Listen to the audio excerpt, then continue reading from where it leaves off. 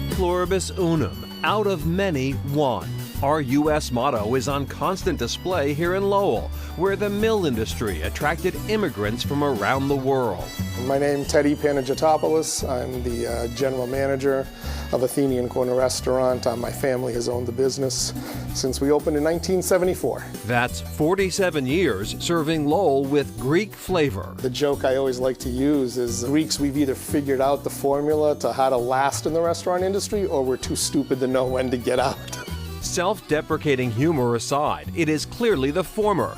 And with the recent influx of great dining options driving visitors to Lowell, they just may be around for another 47 years. It's kind of fascinating to see the different waves of immigrant groups that have come in. A lot of folks from Southeast Asia will now come in here. They're getting introduced to it as we are getting introduced to their food, which is phenomenal. So it's a really supportive community.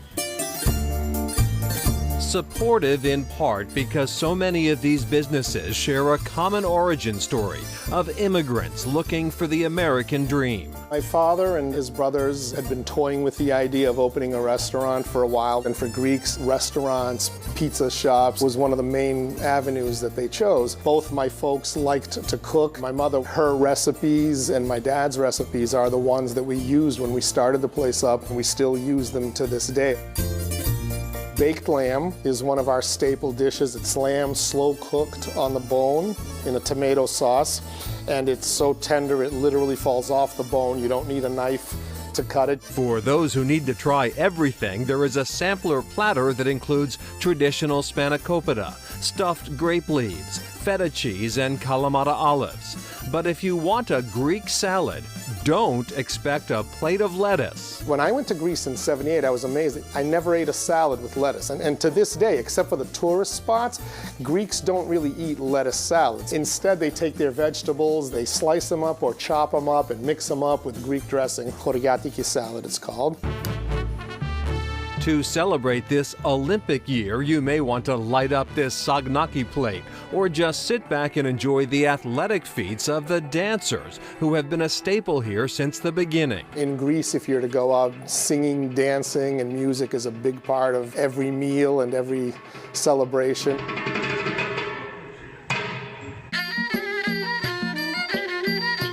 While Americans have enjoyed a long history with Vietnamese and Thai cuisine, Laos, the country's sandwich right in between, is a relative newcomer to the Commonwealth restaurant scene.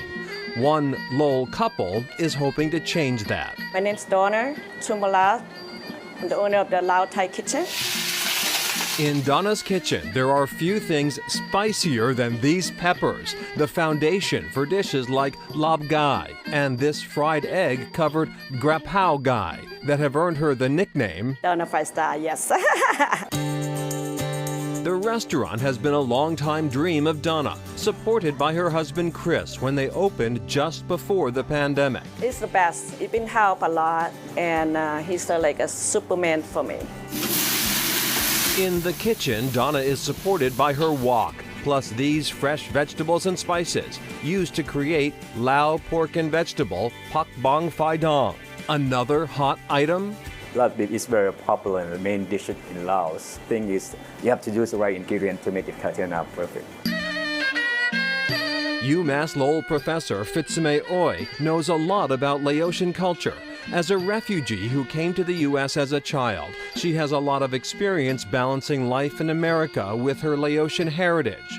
Food is a huge gateway to that culture, as she learned when conversing with her American-born Lao students. The role of food is seminal in their identity because they can't tell you what happened in Laos because they've been brought up and grown here. When they think about Laos and their identity, it's all around food. Pondering this connection with her network of friends led to a novel idea. Let's bring Lao American chefs to Laos and connect them with Lao chefs and see if food is an integral part of both communities. So in 2020, just before the pandemic, a group of U.S.-based Lao chefs, bloggers, and foodies went on a learning and listening tour in Laos.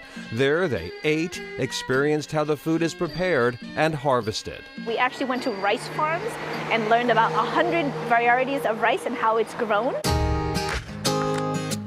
For the participants, the experience was life-changing. For the rest of us, there is Donna's mango sticky rice and signature homemade Lao rice noodles, served with shredded chicken in savory chicken broth topped with cilantro, scallions, and bean sprouts. One staple dish you'll always find in both Lowell and Laos is this tum mak hong, or papaya salad, made fresh and, of course, super spicy. If you don't make spicy, it's not taste good. There are 69 languages spoken in the Lowell public school system, and each represents a different culture and cuisine. That rich diversity in the city is celebrated at Lowell's annual Folk Festival, which centers around food and music and is among the largest of its kind in the country. The festival will return in person this July after the pandemic forced its cancellation the last 2 years.